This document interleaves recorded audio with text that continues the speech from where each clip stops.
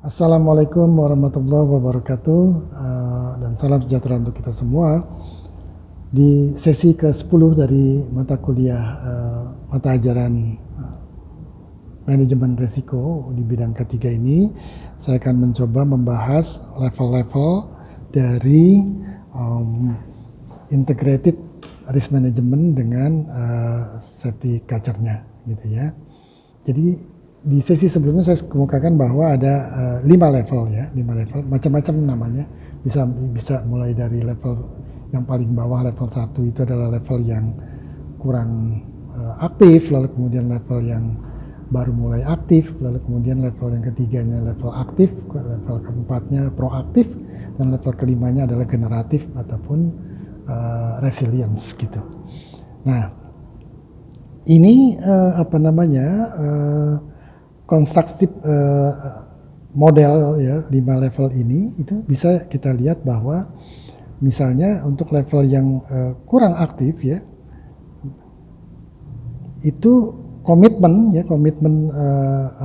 manajemen ya untuk pengembangan safety culture, behavior, lalu kemudian juga pengembangan dari safety management system itu sama sekali belum berjalan secara optimal ya.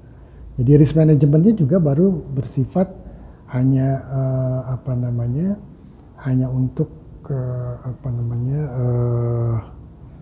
belum berfungsi sebagai mengamankan daily operation. Jadi risk management baru dilihat sebagai tools administratif saja, gitu ya.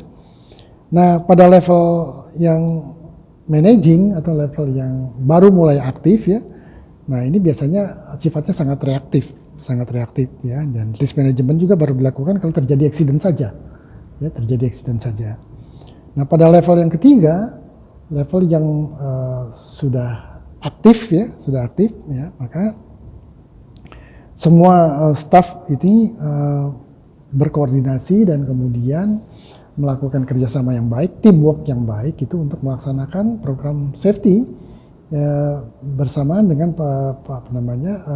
proses operasi, gitu ya.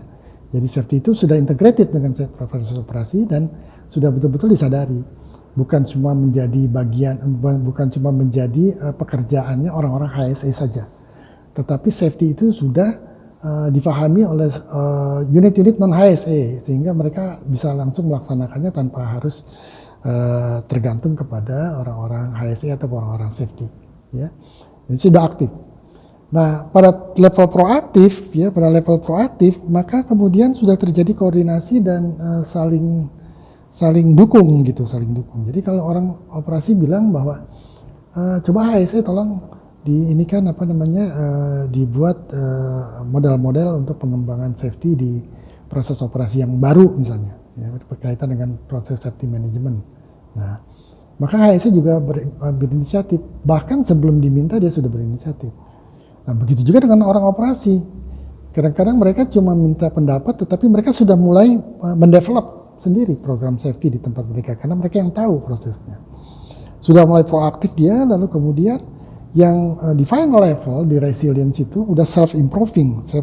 Jadi kalau berdasarkan pada ISO 31000, ya, maka di sini sudah disebut sebagai integrated daripada risk management, gitu. Nah, integrasi ini betul-betul menjadi penting sekali di dalam rangka mengamankan sistem di dalam proses operasi ataupun di dalam sistem kerja, sehingga pengembangan safety-nya dengan safety management system itu sudah begitu jelas dengan PDCA-nya, ya, plan do check action-nya, lalu kemudian sudah mulai kemudian risk management mengamankan dengan step-step hierarkisinya, hazard identification, risk assessment, dan risk control-nya itu dilakukan untuk mengamankan daily operation. Dan kemudian safety culture maturity-nya juga sudah mulai berjalan. Ya, sehingga continuous improvement dan resilience konsepnya itu juga berjalan. Jadi bukan orientasi terhadap penyebab-penyebab terjadinya risiko itu tetap ada, tetapi yang kemudian antisipasi terhadap pengembangan kemampuan diri itu juga dikembangkan. Ya, sehingga di dalam risiko itu soal probability of survive-nya itu juga dikembangkan, sudah mulai dikembangkan. Nah itulah yang kemudian kita harapkan bahwa integrasi dari ketiga komponen itu betul-betul membangun satu sistem yang mumpuni, sehingga resiko apapun yang ada itu sudah tidak bisa melewati